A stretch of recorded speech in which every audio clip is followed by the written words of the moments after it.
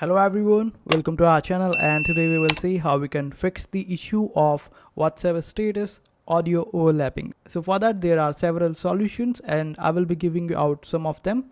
And the first way is that you close up all your background apps on your phone which requires audio, and this might help you.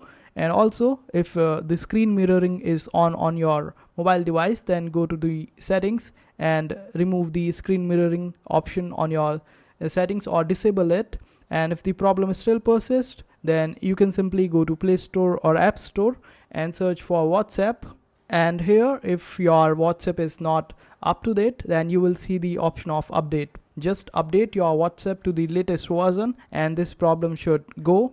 And if the problem is still there, then you can just simply close all the background apps and restart your device. And after restarting your device, your WhatsApp will be working quite fine. And these are some possible solutions for this problem of overlapping audio.